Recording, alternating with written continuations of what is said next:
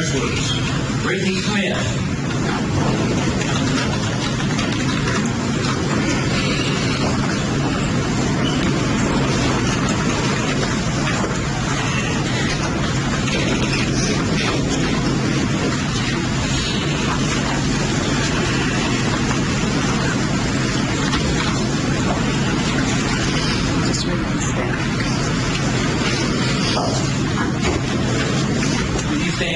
Raise your right hand up, ma'am. Please solemnly swear the testimony about your report in this matter of State versus Jamie Donnell Hood to be the truth, the whole truth, and no truth of you God. Yes, sir. Would you state your name for the jury, please, and spell your first name? Brittany Smith, Brittany. Ma'am, how old are you? 26. And what is your date of birth? 12/28/1988. You can sit back just a little. You don't have to. There you go. Sit back. Okay. And ma'am, do you live there in Athens at this time? Yes, sir. And did you grow up here in Athens? Yes, sir. And what high school did you go to, ma'am? Clark Central. And when did you graduate from Clark Central High School? In 2007. And after going to Clark Central High School, did you wind up going to some training after that, some other kind of college training? Yes, sir. Where did you go? Athens Tech. And when you first went to Athens Tech, what were you studying at that time, ma'am? Early childhood education. And ma'am, after that, did you wind up getting other educational training in another field at a different location? Yes, sir. New Horizons in London. And what training was that, ma'am? Medical assistant program. And do you have any kind of background and certifications in that area? Yes, sir. I got phlebotomy, EKG, and CNA. And CNA is Certified Nurse Assistant? Yes, sir. And are you working now, ma'am? Yes, sir. Where are you working? At the Oaks Nursing Home. And what do you do at the Oaks Nursing Home? I'm a CNA. And actually, when did you start at the Oaks Nursing Home? I started today. Today's your first day? Yes, sir. Okay. And are you working anywhere else, or did you work anywhere else? Yes, I work at ACT Home Care. You still work there? Yes, sir. And how long have you been working at ACT Home Care, ma'am? Since September. Last year? Yes, sir. 2014. What do you do for them? I'm a CNA as well with them. And you're still working there in addition to working at the Oaks? Yes, sir. What is the Oaks? It's a nursing home. Where is it located? Off Capwood. Ma'am, do you know a person by the name of Ruby Jordan? That's my aunt. And how was she your aunt? Can you tell us? My mother's sister. Your mother's sister? Yes, sir. And if you will, did you know her son, Omari Ray, before his death? That was my first cousin. And was he older than you? Yes, sir. And at the time of his death, how old was he and how old were you? I was 22 when he was 30. And the day of his death? 12/28/2010. That was your birthday? Yes, sir. And do you recall that particular day? Yes, sir. I had went there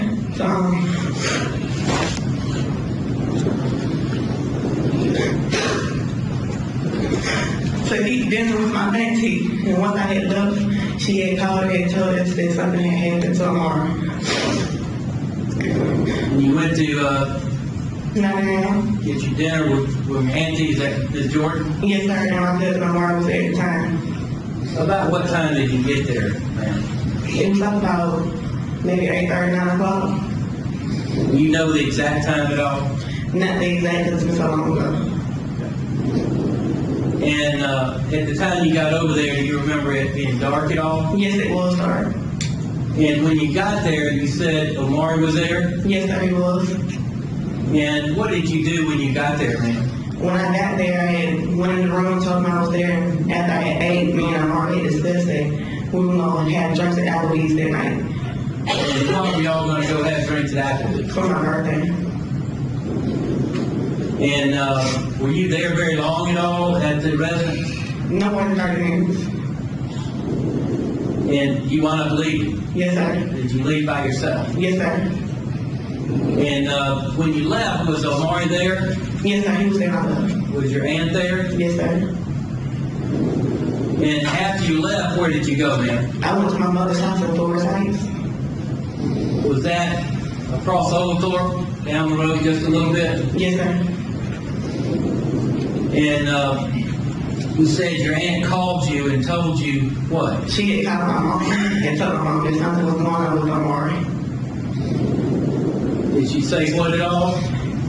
She was kind of hysterical, so it was hard to hear what she was saying. And that call, do you know about how long it was after you left that call came in? After I ended up at my aunt's house, Yes, ma'am. maybe 30 minutes to an hour. And ma'am, after getting that call, what did you do? Me and my aunt had rushed to Nottingham, but by the time we got there, the emergency services were there.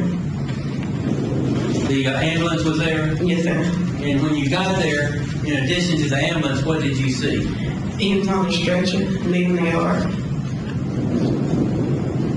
And at that time, what did you do? I mean, cried. What else did I do? It was on my birthday, my first cousin. Did you stay there at Nottingham? Yes, I stayed till everybody left. And then where did you go? We went to the hospital, the ambulance room. And how about your aunt, Miss Jordan? She went with the detective to the hospital as well. And when you got to the hospital, did you learn that Omari was deceased? Yes, sir. Ma'am, did Omari have a funeral after that? Yes, sir, he did.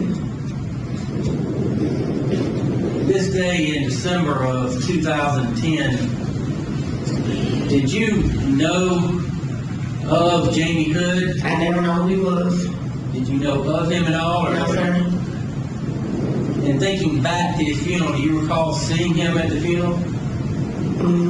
He was so long ago, but yes, I do recall seeing him. He was with a group of guys.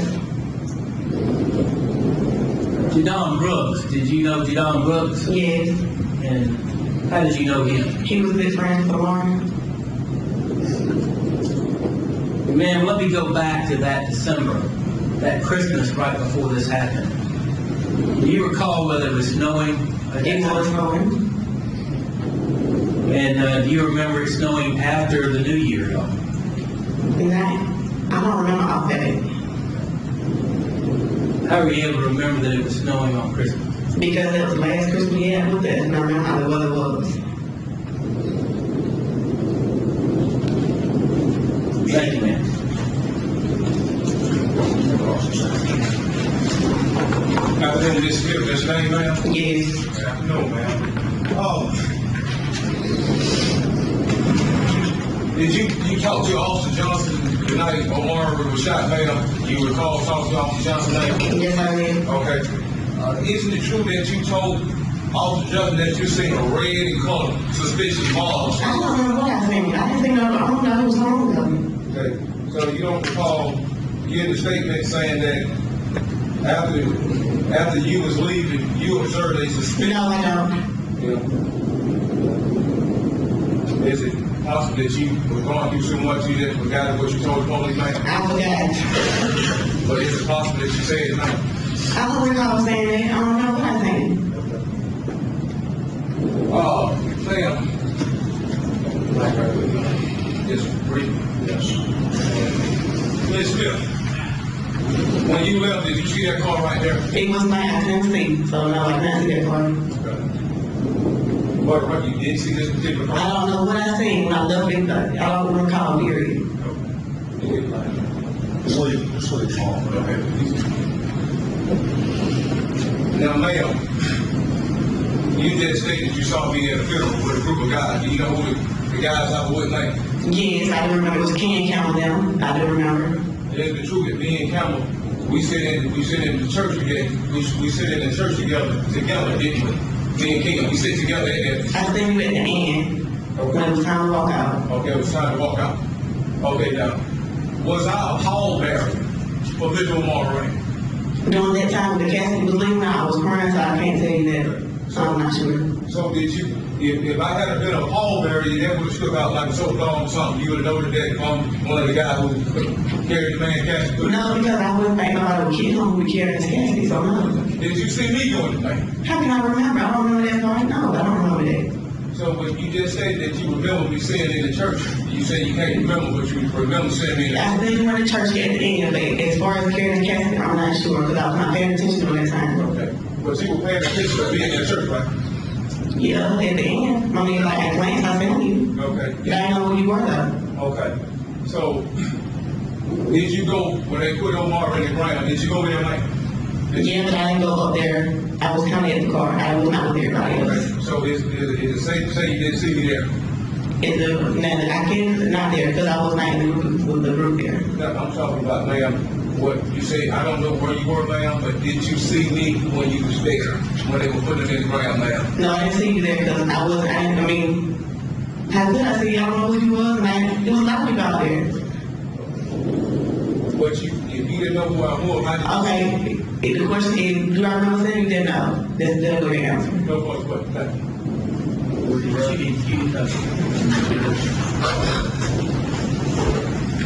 No, sir. Calling next witness. Gregory Barnett. Gregory Barnett.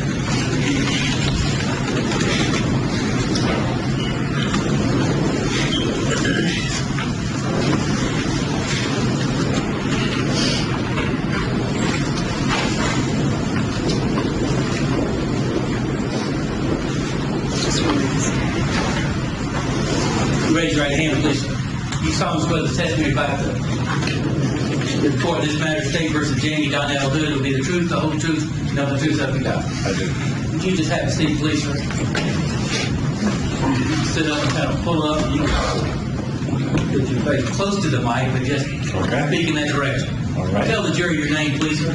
My name is Gregory Barnett. And Mr. Barnett, how old are you? I am 56, I believe. And do you live here in this Athens area, sir? I presently live at 414 Benny Street. I used to live at 356 Nottingham Drive. Yes, sir. How long have you lived off Benning Street? I just moved in October last year. And 356 Nottingham Drive, how long did you live there before you moved? I believe about 15 years. What kind of residence was that, sir? That was a house, a residential. Now, let me go back.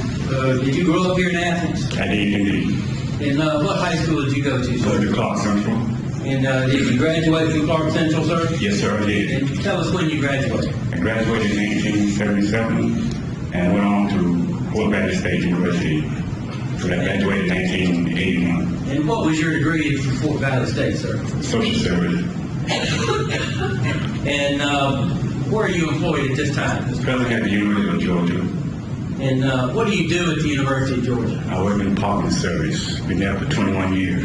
Yes, sir. Now, let me go back, if I can, to December the 28th, 2010. You were living in Nottingham at that particular time, sir? Yes, sir. And let me ask you, prior to that date, did you know Ruby Jordan, who turned out to be your next door neighbor? I did know Ruby. How did you know her? We went to school together. And high school together? Yes, sir. And did you play sports? You played sport in high school? Right, we played basketball. Okay. And on December 28, 2010, until the events of that day, did you realize that she was living next door to you at all? I did not. How long had she been living there at that time? Do you know? I think about 3 or 4 months, I'm not sure. Yes. And let me show you, if I can, sir, what's been introduced as State's Exhibit number 925.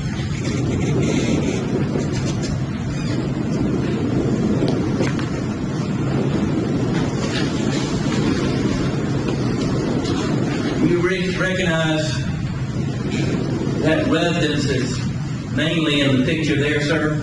Yes, sir. And that residence is in the picture that has the driveway and the 2 cars recognize whether that's where Ms. Jordan was living at that time? Yes, sir.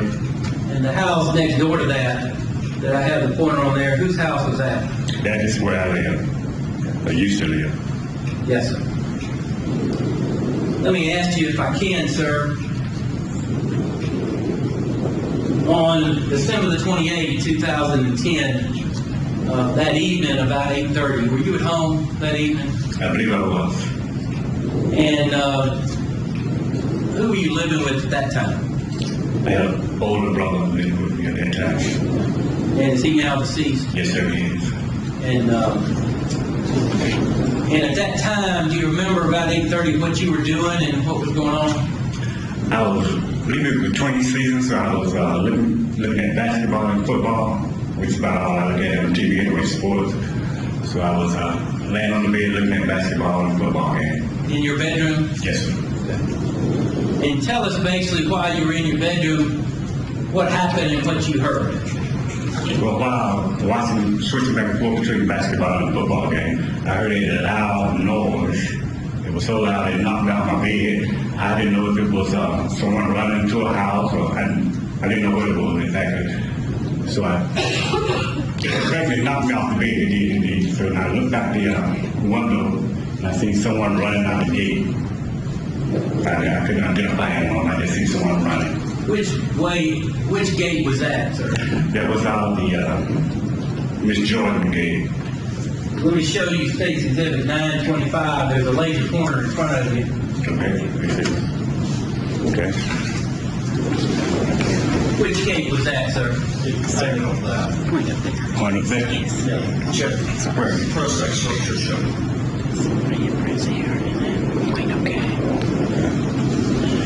This gate right here, sir. In this particular photo, is your window in there at all? In that photo? Right there. Is that the window you looked out of? Yes, sir. And that person was running from where and in which direction? He came out of that gate, ran out the driveway. Okay. And as looking out the window and seeing that, after hearing that sound, what did you do? Well, I paused a minute. I was a little afraid to go outside because I didn't quite know what it was. So I waited a few minutes and I went to my front door and looked. It was pretty dark and nobody was out there. So I just still waited. I was a little scared to go out. I didn't know what it was. But after a few minutes, I got enough nerve and said, let me go over and ask this lady what that sound was. So I finally went over and knocked on that door. Well, as I headed over to knock on the door, I seen a body laying up on the right side. And apparently that was Mr. Ray. And at that time, I think was another guy also had arrived at the same time. He actually bent over to look at Mr. Ray. I think at that time I was trying to dial 911 or something. So I came back out to the street, and at that time I was dialing 911, and a cop who was at the YMCA, who had also heard that sound, he approached at that time that I was dialing 911. Okay. And what happened then? Well, I told him that there was a guy laying over there had been shot, and he got out, and he radioed somebody, and he got out and ran over to assist Mr. Ray. Mr. Barnett, let's go back, if I can, to the sound that you heard that kind of knocked you off your bed there. What did that sound like, if you can say, sir? A big boom, I didn't know it was something hit the house or what. I mean, I really didn't know what it was. Thought somebody trying to break into the house. I really didn't know what the sound was. And as you looked out and saw that figure running out that gate, at that time, could you tell basically anything about that figure at all? Whether it was a man or a woman, whether it was what description they had, or what they might be wearing from your vantage point? I believe they had on a hoodie, and while I couldn't see a face, I pretty much could have sworn it was a male. I think it was a female, but I didn't see any face of anything. And at that time, after coming outside, you saw the body laying there beside the carport, is that correct? Yes, sir. And did you go over to to where that body was at that point? Well, no, the other guy who was with me did. I did not want to see him, really. I think I told you that. I didn't want to see the guy shot at. And so I think I was trying to dial 911 as I went back out to the street. And a cop approached me at that time.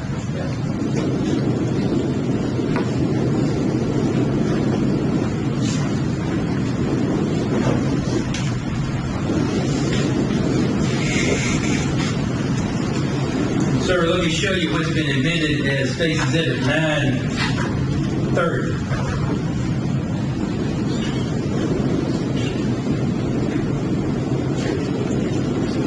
You see in that area about where you were called, the body was laying at the time? Somewhere around in this area here.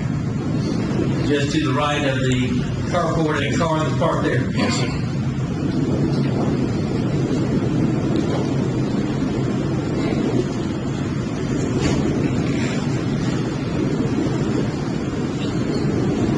Sir, did you speak to the police officer that night?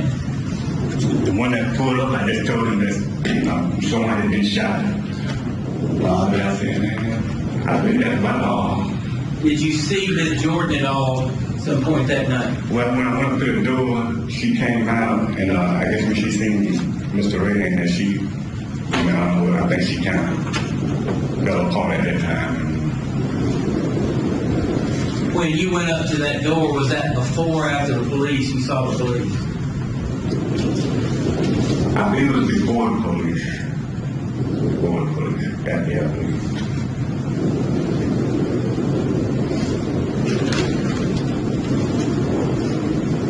Thank you, Mr. Barnett. How you doing, Mr. Barnett? Hey, Mr. Hood. All right, yes, sir.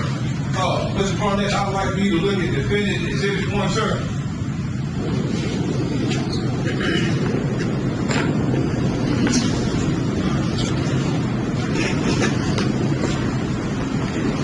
Mr. Barnett, the night you looked out your window, did you see that car right there? I can't tell you, sir. I don't recall. You never called that car there? No, sir. Never seen that car? Did you see anybody shooting out the car? Did I see anybody shoot out the car? No, sir, I did not. So you recall seeing that particular car right there that night, sir? It might have been there, but I do not recall. Okay, you said you talked to the police. No, I just told him that a body was laying over there. Did you tell the police you seen that Cadillac in that yellow? No, I did not. Did you ever put anywhere a report or anything about the Cadillac? No, sir. How about me, sir? Did you see me? No, sir. No problem. No, Your Honor, can you see? Yes, sir. Yes, sir. Michael Howington?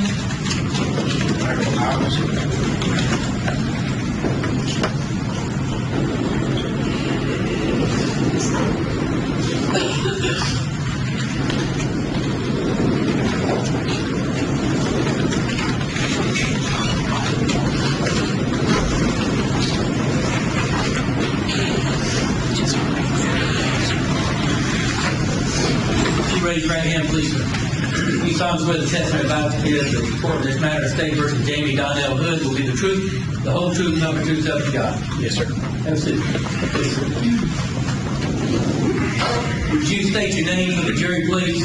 Billy Michael Howington II. And you go by Michael Howington or Mike Howington? Yes, sir. And how old are you, sir? 39. Where do you currently live? Leesburg, Florida. And how long have you been living in Leesburg, Florida? Roughly 2.5 years. And what do you do down in Leesburg, Florida? I own a car wash, oil change, detail mechanic shop. And what took you to Leesburg, Florida? Chance to own my own business. And do you have any relatives that live down that I way? have a father And prior to living in Leesburg, where did you live? at Athens, Georgia. And did you grow up here in Athens? All my life. And did you spend all your life here until you moved to Leesburg? Yes, sir. And what high school did you go to, Mr. Howard? Clark Central. And when did you graduate from Clark Central? 95. And after you graduated from Clark Central, did you attend college at all, Leesburg? Gainesville Community College and Oakwood. And did you ever finish it off? No, sir. Okay. And you indicated that Then you were pretty close to finishing, is that correct? Yes, sir. Yes, sir. And what took you basically from finishing college and what were you doing? I wanted to work, wanted to make money, so I decided to take a semester off. Like a lot of stupid college students, I hate to go back, and I regret it, but I'm still owner of my own business now. Yes, sir. And what kind of work were you doing? Always in the automotive, always detailing cars, jets, boats, different vehicles along that line. Now, you graduated from high school in 1995. How long had you actually been doing that detailing business? Since about 88 to 89, when my mother told me to get outside and work and make my own money. And, I started washing cars in the neighborhood. And that led to other matters and the detailing business? Yes, sir. Once I became old enough to drive, that's when I started to work at a shop where I could drive cars. Now, Harry Ray, did you know him before his death, sir? Yes, sir. How did you get to know him initially? He was friends with some of my friends that were younger, and so we were introduced. He lived on the same side of town where I grew up and where I was from. So. Now, let me go back to December the 28th, 2010. You recall that being the date of his death? Yes, sir. And were you working on that day? Yes, sir. Where were you working? Monroe, Georgia. We had a car wash there. I was a general manager. I ran that wash. We had 2 facilities at that time, working on the 3rd, and that was my office, was Monroe. And when did you generally work over there at that business in Monroe at that time?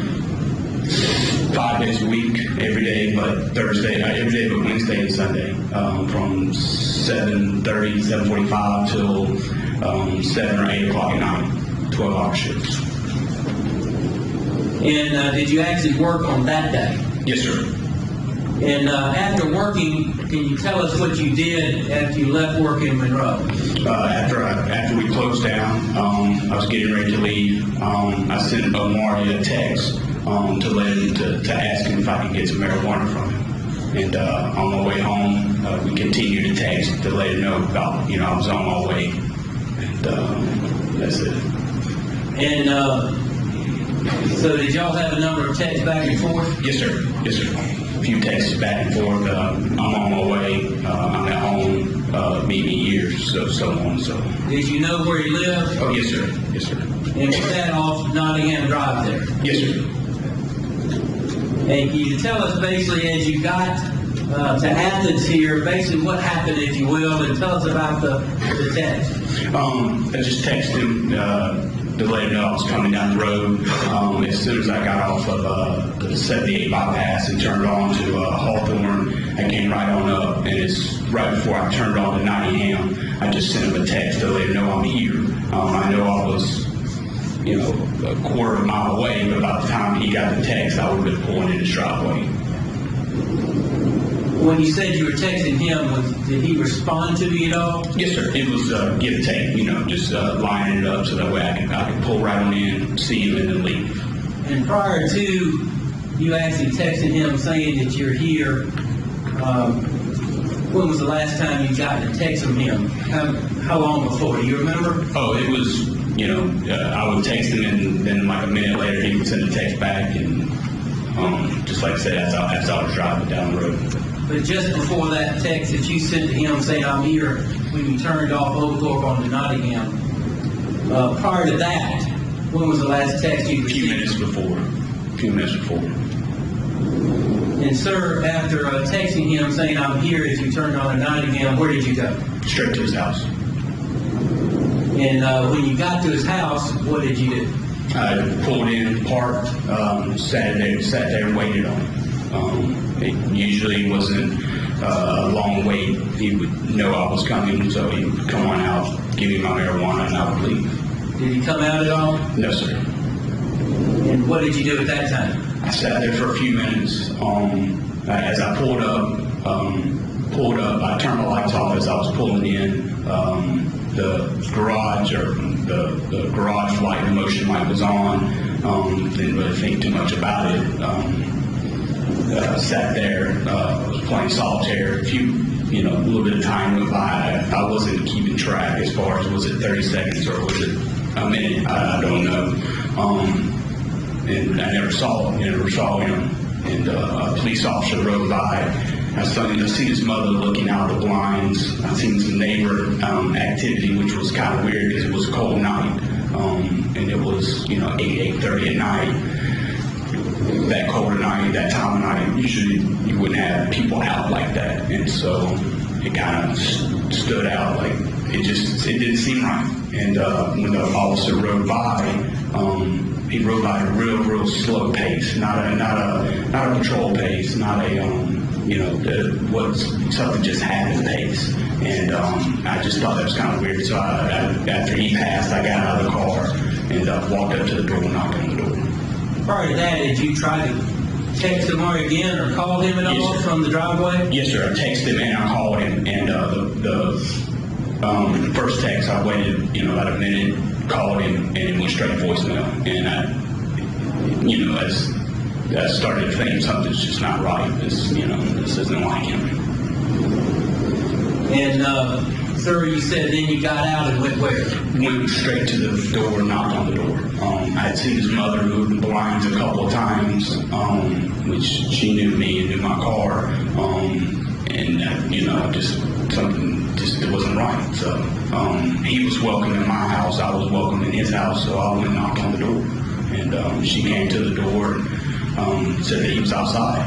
And I looked around and I've been sitting here for a few minutes. He's not out here. That's when she said, well, I thought I heard somebody banging. I heard some loud noises, and I just kind of looked around. And at that time, she came on out.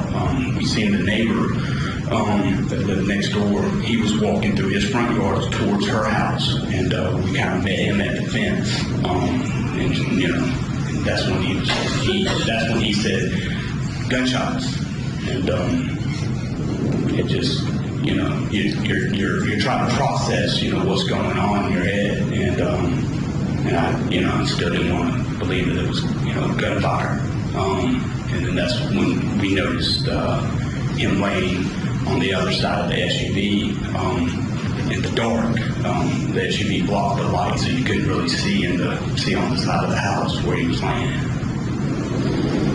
And when you saw that, what did you do? Ran up. It was dark. He was wearing dark clothes.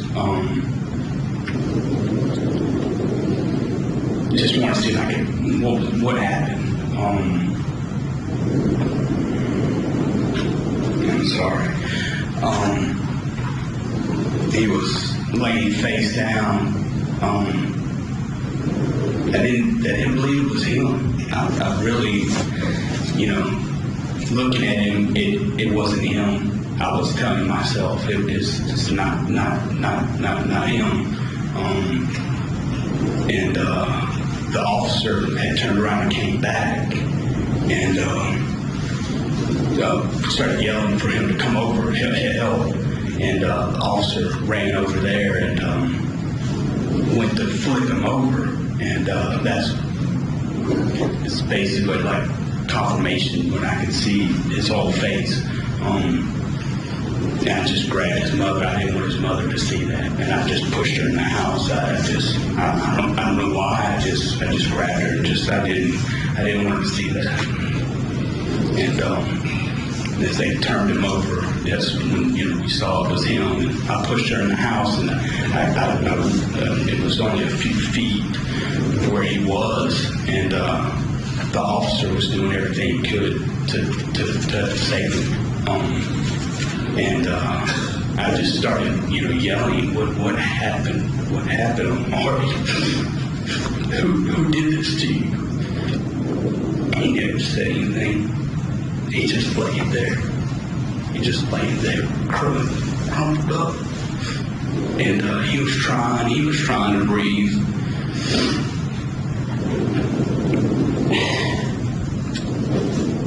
He was fighting. And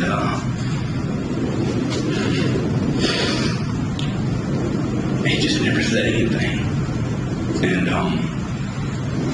I stepped back, and that's when I kind of noticed, shell casings laying on the ground. And I turned to the officer and I said, "There's shell casings." And he just looked at me and said, "Just move, get out of here. You're in the crime scene."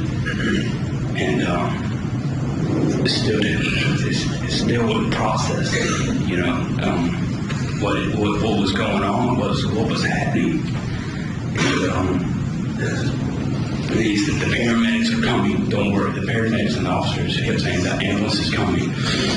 And I wasn't thinking. I was thinking the paramedics were going to pull right on up and grab him and go. So I hopped in my car, which was parked behind his, and just backed it out of the driveway. Just pulled it out of the way and was just standing there waiting on the paramedics. And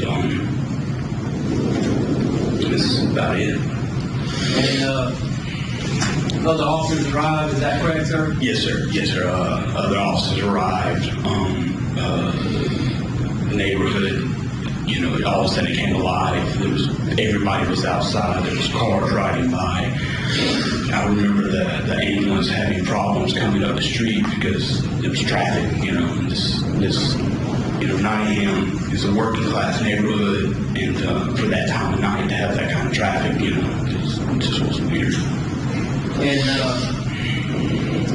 after that, did you wind up speaking to an officer and give them your cell phone for them to look at? Yes, sir. They searched my car. They searched me. Complied with everything they wanted, whatever they needed. Asked me if I'd come back to the police department and talk. I did. Did a gunpowder test on me. I gave them my cell phone. Complete access, whatever they needed. Sir, if I can, let me show you what's been introduced to Station Exhibit number 925. And there's a laser pointer in front of you. With the silver button, and it's on that end is where the laser comes out. You recognize that as being the residence of Omar Ray on that date of December 28, 2010? Yes, sir. And you see Omar's car in that driveway? Yes, sir. Is that where it was parked, sir? Yes, sir. Of course, this photo is a daylight photo. It was dark at the time you arrived. Yes, sir. It was. There was only one light, and it was the carport light above the Explorer right there. There was no lights on this side, no lights in the front. It was pretty dark. And that was a complaint that he had told me the week. It was not long before then, his house had got broken into, and he had complained that it was dark out there and he couldn't really see. That all they had was just that one light right there. And where did you park, sir? Right behind his car, right here.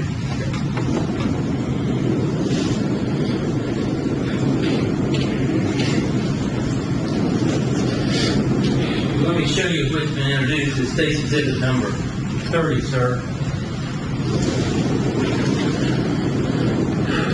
You recognize that as a closer view of the carport area? Yes, sir. And you see in that photo the approximate area that Mr. Ray was laying in. Right about in this area right here.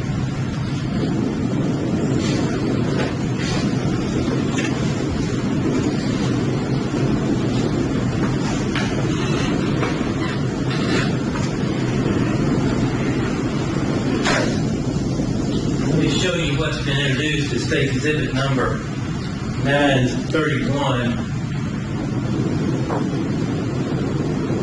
I'll show you the larger view of that first. You recognize that as a close-up of the carport area, sir? Yes, sir. I'm going to zoom in. It may not show very well on the overhead, but on your monitor,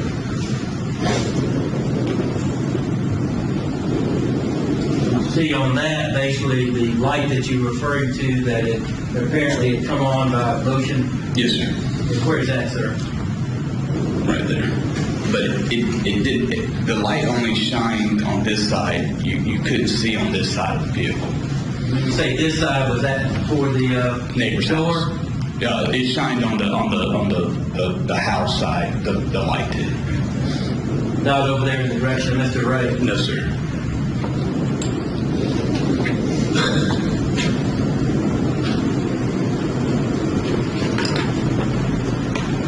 That's all I have.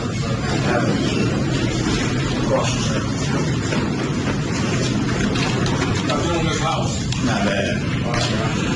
Sir, I noticed, first of all, did you see me? No, I did not.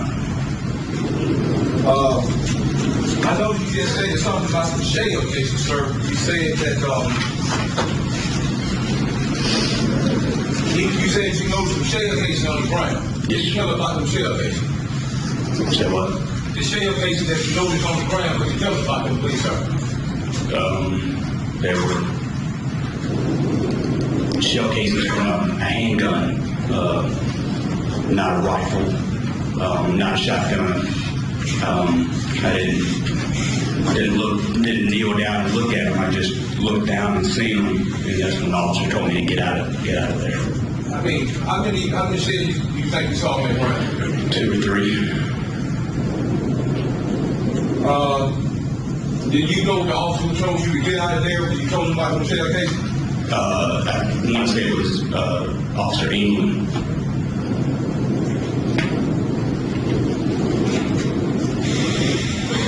Officer Elmer, sir? Yes, sir.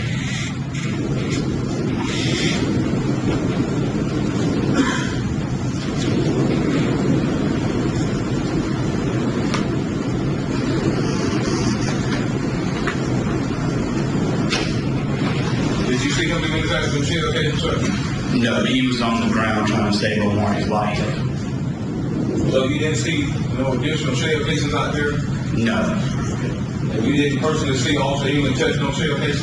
He was on the ground with his hand in Omari's mouth trying to save his life. I didn't see him touching shell cases while I was standing there. Did you see any other officer touch any shell cases out there? No. Okay. Is it true that a couple of officers interviewed you that night, talked to you, a couple of different officers? Yes, sir. How many officers talked to you that night, sir? One was Officer Beavers.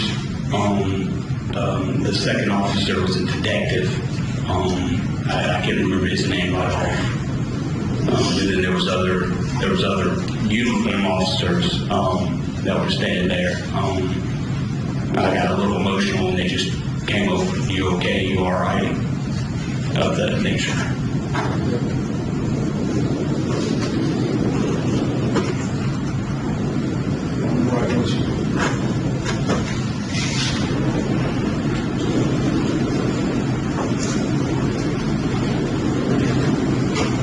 So you don't say it was Beavers and who else talked to you, sir?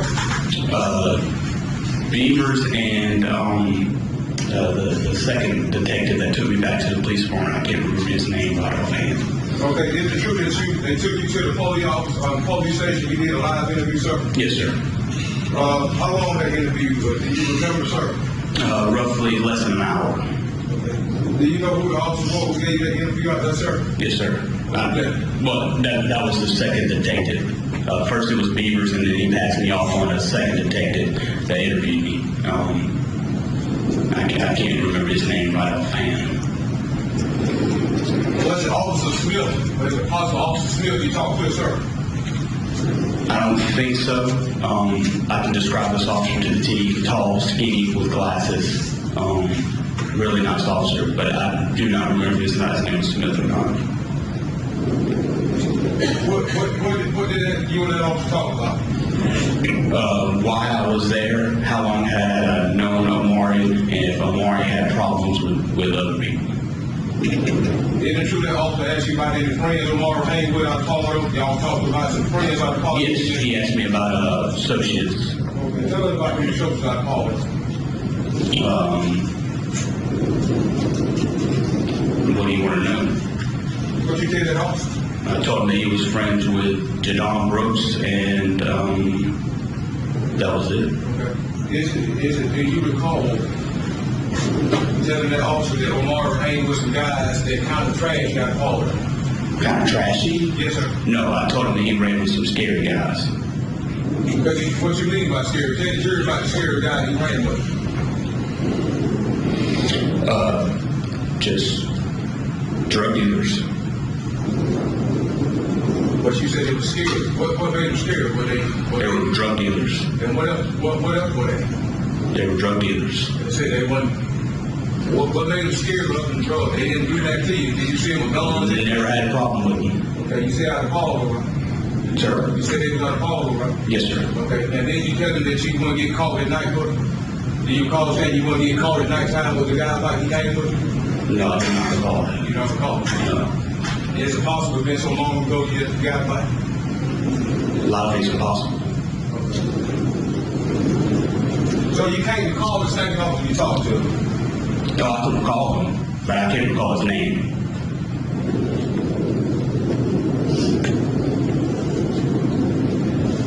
Is it true that he recorded your statement? Yes, sir. He recorded your statement? Yes, sir. Y'all was in the front yard or something, right? Sir? You was in the front yard with him, somebody sitting in the car with him at the front yard or something, right? Oh, at the police station. I'm talking about in the yard. When you were In talking. the yard, I was interviewed by beepers. Okay. And it was recorded there. Then I went back to the police department. It was interviewed by a separate officer. It was recorded and video recorded there. And that's where they did the gun powder test. Okay. You just said that Don Brooks was one of the guys at home with, right? One of his best friends. Okay, he one of them guys you call scary drug dealer, right? Yep. No further questions, thank you. Hang on, let's bring up, give you. Amy Orr?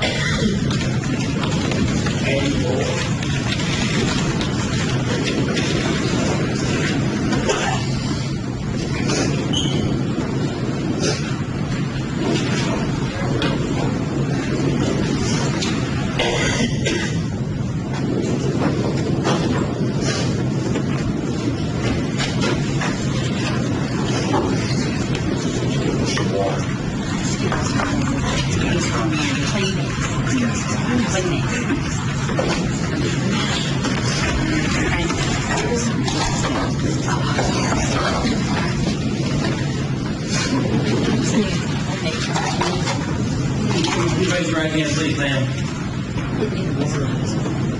You solemnly swear the testimony about to give court in this matter, State versus Jamie Donnell Hood, will be the truth, the whole truth, nothing but the truth, so help you God. Yes, I do. You may be seated, ma'am. Pull up kind of over to your right to the microphone. Speak to the jury when you talk. Okay. Would you tell the jury your name, please, ma'am? My name is Amy Orr, And how do you spell your first name for the court reporter? A-M-I-E.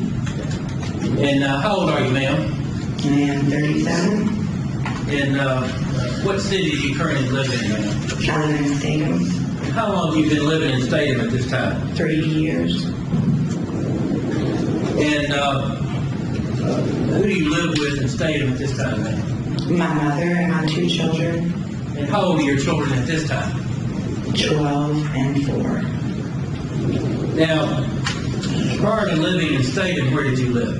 At 365 Nottingham Drive, Athens, Georgia. And how long did you live in Nottingham? 3 years, I believe it is. And what kind of place was that you lived in? Was it an apartment or a house or what? It was a single dwelling unit with 3 bedrooms. And did you own it or did you rent it? We were renting. When you say we, who is we? Me and my son's father, Scott's son. And now, where do you work, ma'am? I work at FTS USA. We're cable contractors. And what is that business and what do you do? I am a payroll administrator. As a cable business, we handle the installation for a cable company. And how long have you worked for that business under that name or I guess a different name? 8 years. Okay. And I understand tomorrow is your last day of work there, is that correct? That's correct. And where are you going to work after that? Trinity Telecom. And what will you be doing for them? The same. Now, where did you grow up, ma'am? Lithonia, Georgia. And did you go to high school there? No, I actually went to high school in Lovejoy. And did you graduate from high school? Yes, I did. And when did you graduate? 1996. And when was it you came to Athens, ma'am? It was 11 years ago, in 2004. And what brought you to Athens? I just moved up here actually, I left my daughter's father and moved up here with my brother. I see. It must be nice. Now, let me go back to December the 28th, 2010. Were you living at 365 Nottingham Drive, ma'am? Yes, I was. Let me show you, if I can, a aerial photograph and map.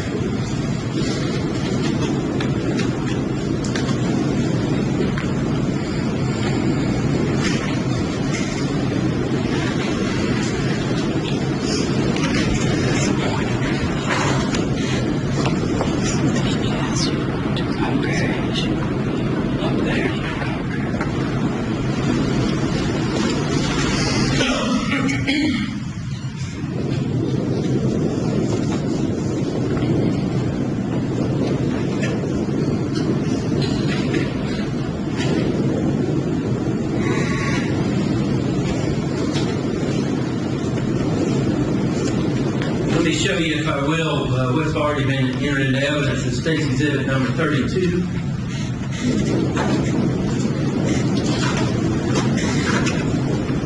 And there's a laser pointer that should be there in front of you on the table controller. So you have it up there. And you recognize that area with Hawthorne and Oglethorpe Avenue here in Athens. Yes. And you see on there the Nottingham Drive area. Yes, I do. And you see approximately where you were living at that time. 10-4. Yes. Where was that? How do I look at this one? Right there. And you see the number that says 360 up there in the top left corner? Yes, I do. And your residence was across the street from there? It was diagonally, yes.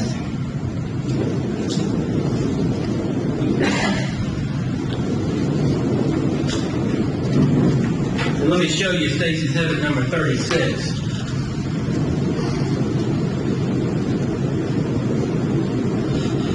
That being a close-up view.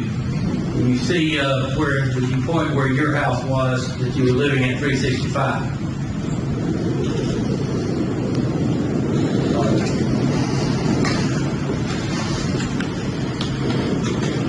Now, ma'am, let me go back, if I can, to December the 28th, 2010. You recall being at home that evening when you heard something sound like shots outside.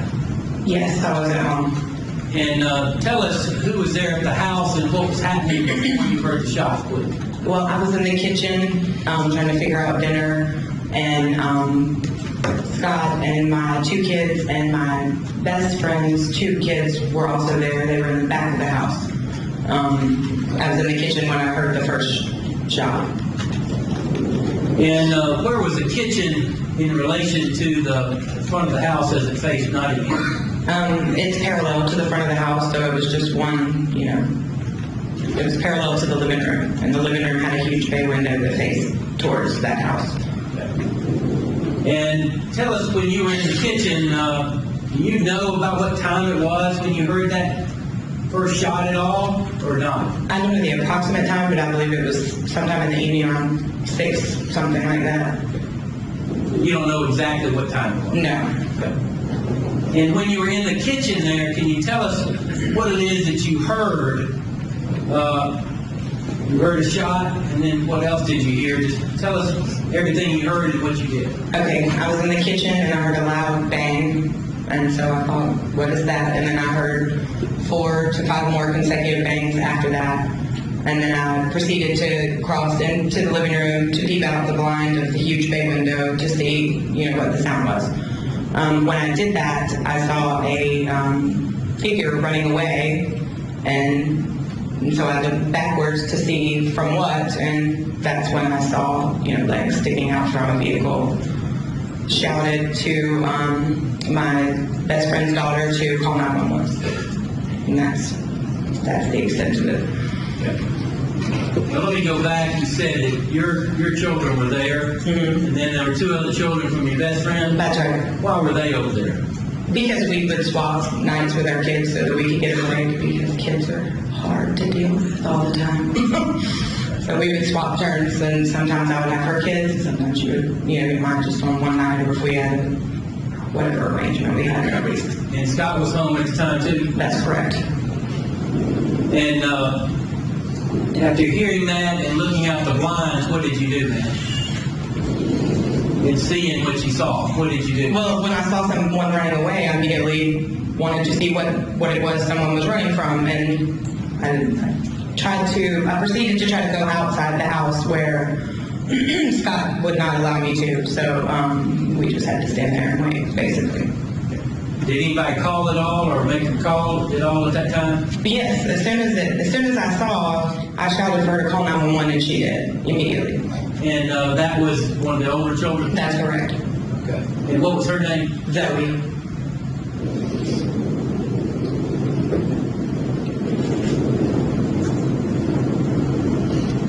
And ma'am, with State's exhibit number 36, can you show us on that diagram about where your bay window was that you looked out, if you recall? That's the living room. Right there.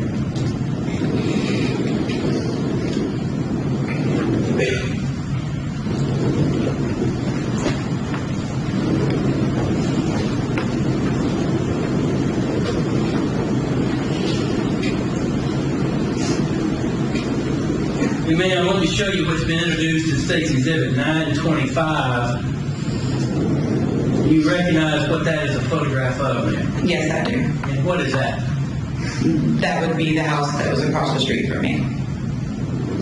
And that's probably a different view than what you had, but do you see there about where it is that you saw the individual running when you first saw him? Yes.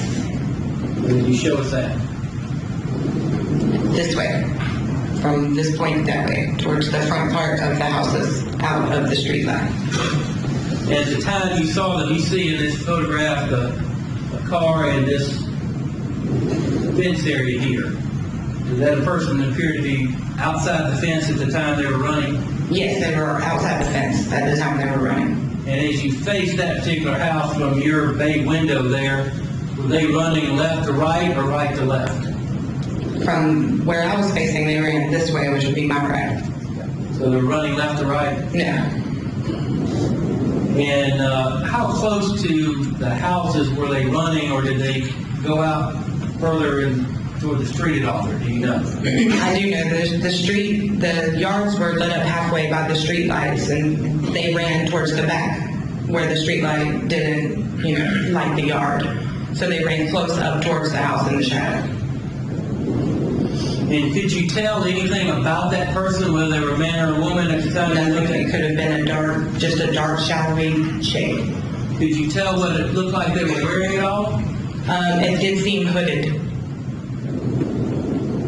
And from your vantage point, did you lose sight of it at some point, or Yes. what happened? I watched as far as I could from the window and then immediately looked back. It wasn't that far that I could see. I couldn't see much further past the neighbor's house there.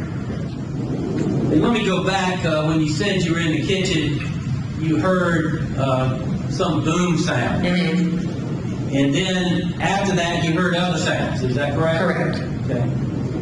And the boom sound, did it appear to be just those other sounds, did they come consecutively after the boom sound, or was there some break in time between the boom sound and the other sound? It was like boom. Boom, boom, boom, boom. Like that. And what did that sound like to you, ma'am? Yeah, like firecrackers or a gunshot. The first one I thought, and then I'm like, wait, what is that? So I go see. After you heard the other sound. Mm-hmm. And Now, during that time now,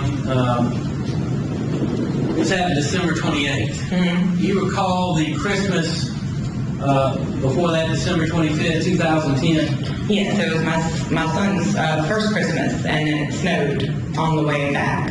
And where were you on the way back from? We were in Jonesboro visiting Scott Sutton's mother. And you recall it snowing on the way back from Jonesboro? Into Athens, yes. And was it snowing in Athens when you got here? Yes. And did the snow stay on the ground for a little bit? Yes, and then it snowed not too long after that, shortly after that again. Was that after the first of the year, or do you know? It was after the first of the year. And it snowed here in the Athens area as well? Yes, yeah, there were icicles all along the roof of my house, and we made like 2 miniature snowmen in the front of our yard. Ma'am, did you stay in your house that night? Yes. Did you see the police and ambulance and everything arrive? You gotta say yes. Oh, sorry, yes, I did. And did you wind up ever speaking to someone? Did someone come and speak to you at some point that evening? Eventually, after we went to sleep, someone did knock on the door, and we came out, and then that's when they asked us questions. Thank you. Very close. No question.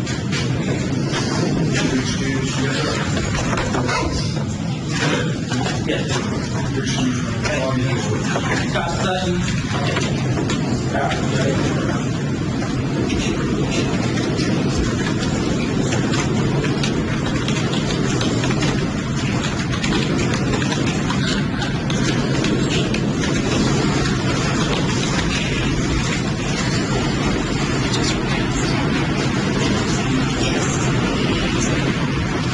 You raise your right hand, please, sir. You solemnly swear the testimony about to give the court in this matter of State versus Jamie Donnell Hood will be the truth, the whole truth, number 2, so help you God. I do.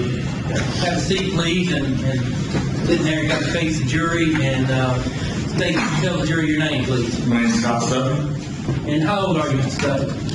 39, And what city do you live in now? Watkinsville, And how long have you been living in Watkinsville? almost 2 years. And prior to living in Watkinsville, where did you live? Athens, And what was your address, please? 365 Nottingham Drive. And who did you live there with? Amy Orr, And who is Amy Orr? she's my ex-girlfriend. And is she the mother of your child? Yes, sir. And that place at 365 Nottingham Drive, was that a house that y'all were living in? Yes, sir.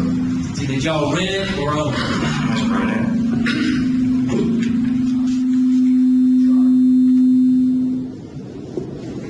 Pull it back just a little bit. Slide up a little closer, please. Thank you. Where did you grow up, sir? Jonesboro, And where are you working at this time, sir? auto tech supply.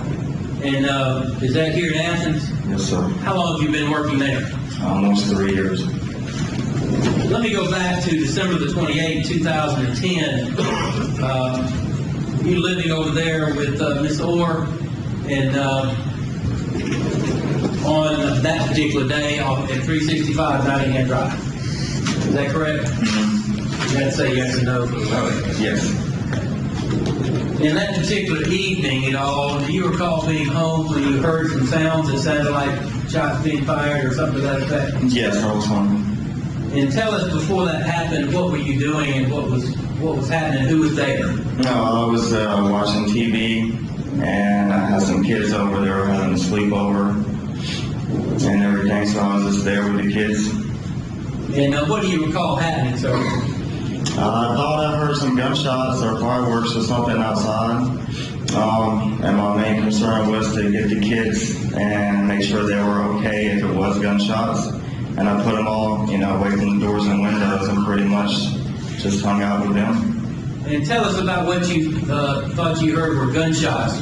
What did that sound like, and about how many do you recall hearing it on? 4 or 5 pops, that's about it. Now, After that, what did Amy do? Do you recall? She probably was getting on the phone and calling 911, I think, something like that. Now, let me go back to that particular time period, sir, particularly around Christmas. Do you recall it snowing at that time? Yes, I do. And do you remember it snowing after December 28, 2010 as well? Yes. Thank you, Mr. Sutton. Any questions?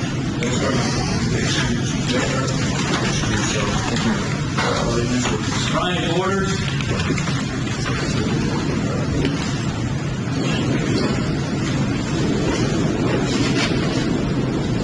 Ryan Borders.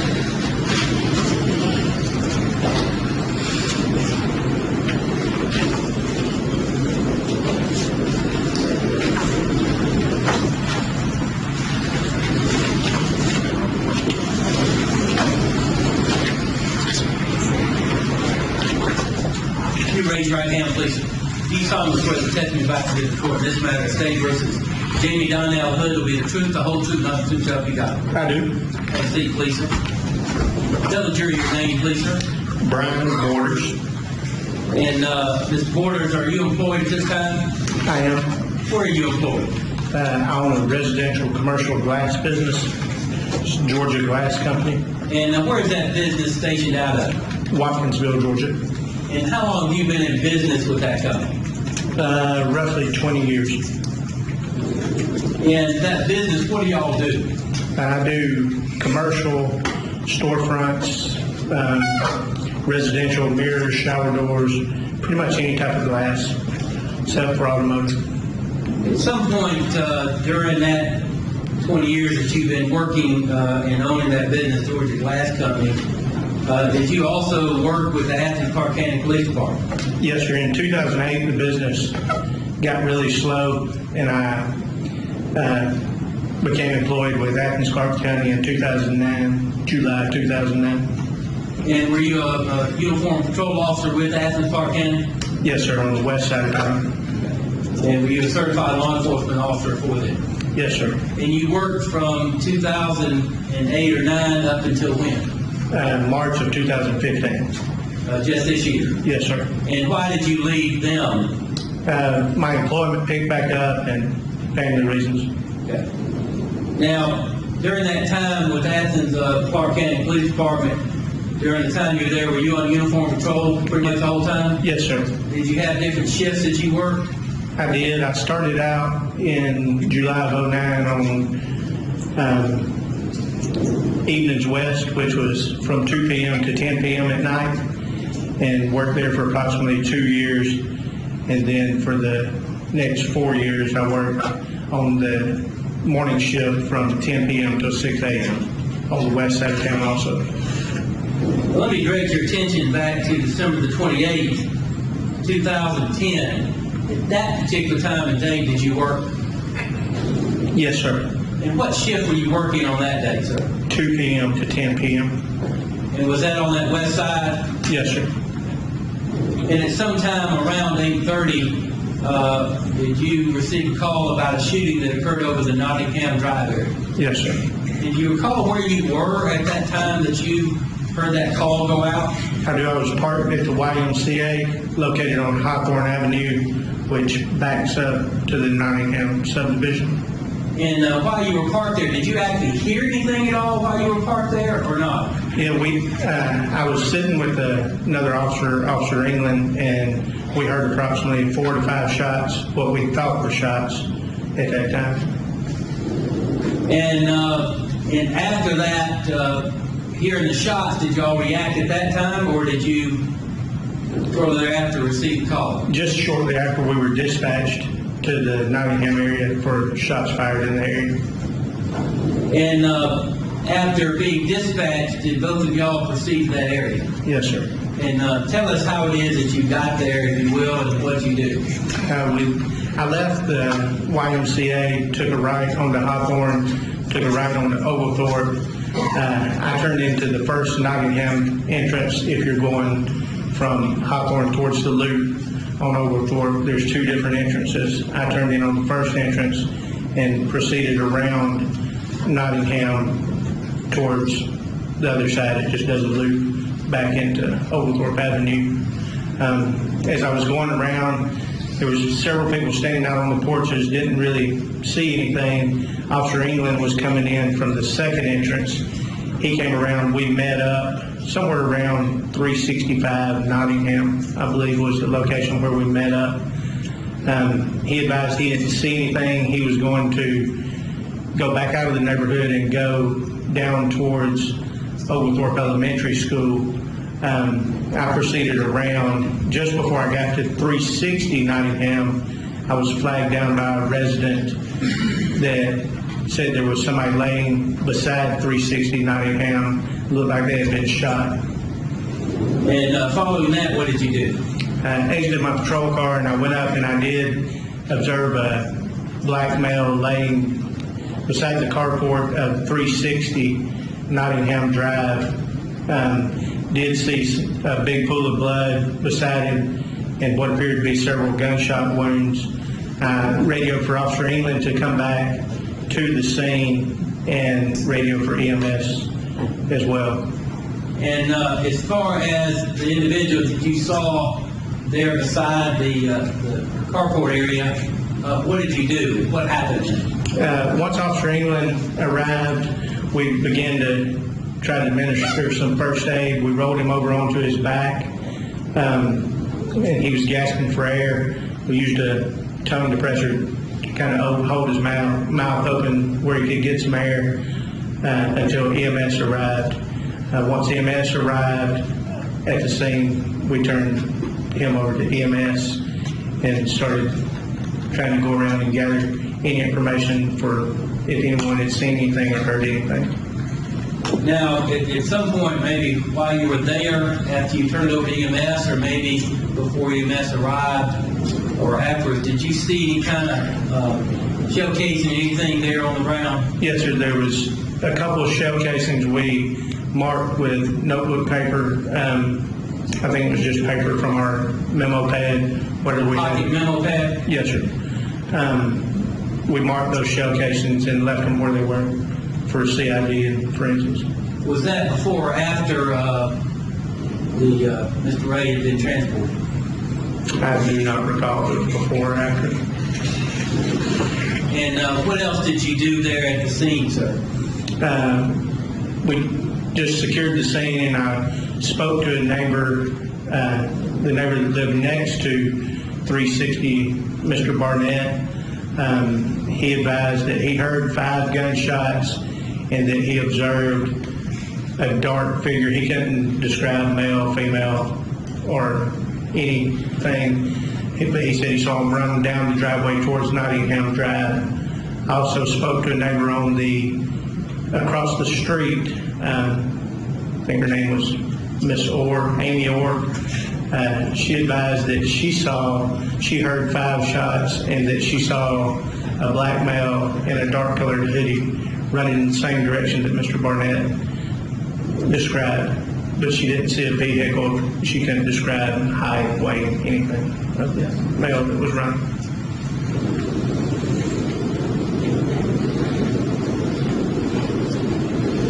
Let me show you, sir, if I can, what's been introduced already is State's Exhibit number 32. Do you recognize that particular area? There's a laser pointer in front of you. Yes, sir.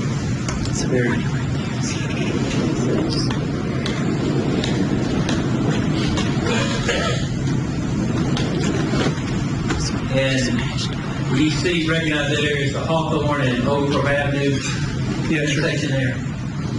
And you see the Nottingham Drive horseshoe that's in that diagram. I do. And can you tell us, if you will,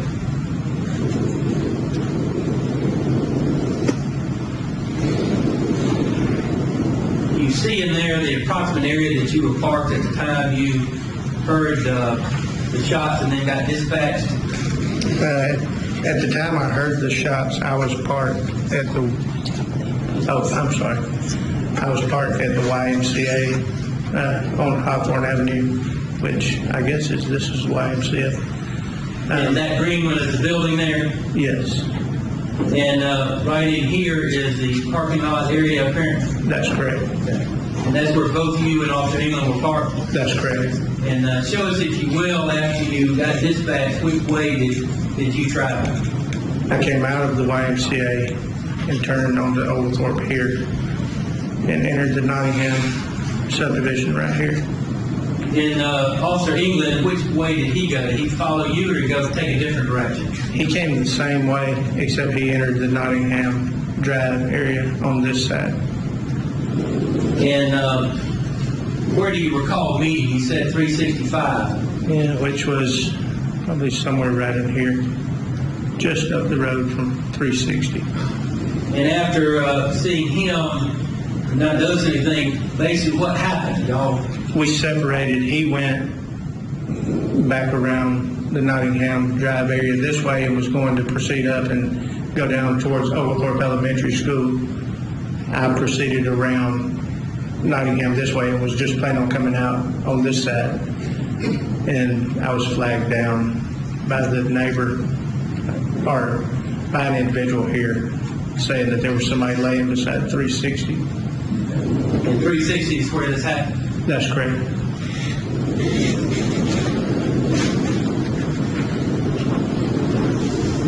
Let me show you State's Exhibit 925, sir. You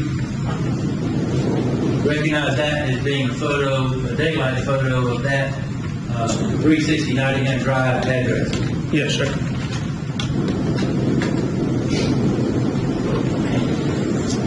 State's Exhibit 928. You see in that area approximately where you saw the person turned out to be Mr. Ray was laying. Yes, sir. He was just outside the carport area out here.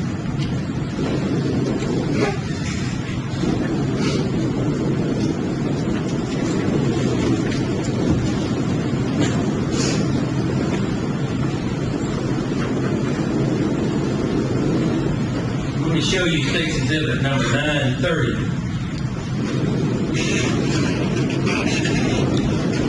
You see in that area, sir, where it was that you saw him laying at the time that you arrived. It's probably right around in this area.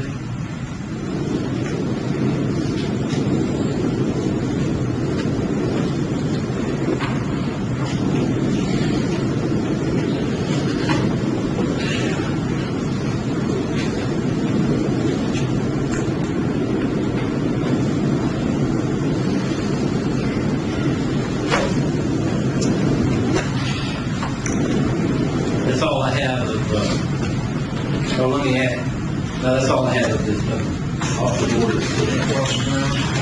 That's on this board. All right, sir.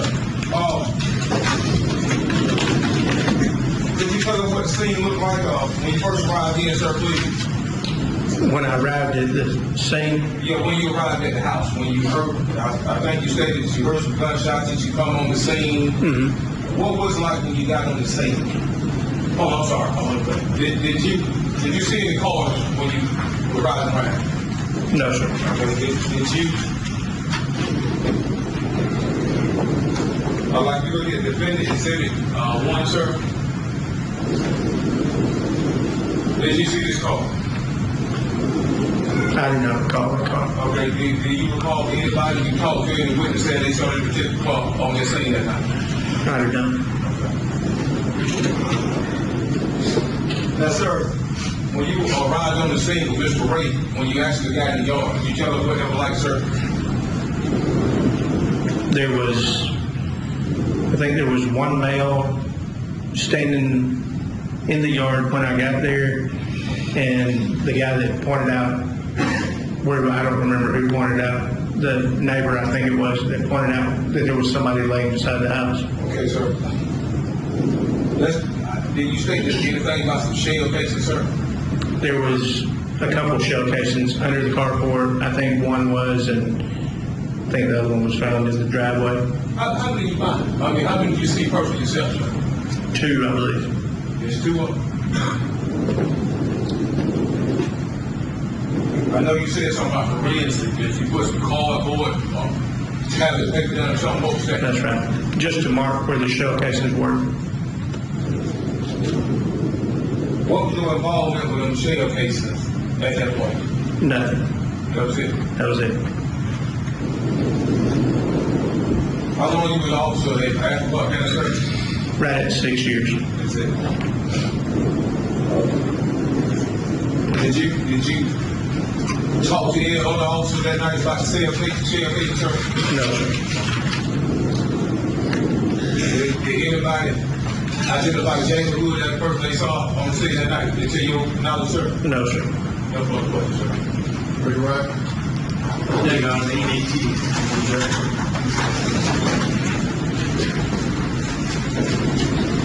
No.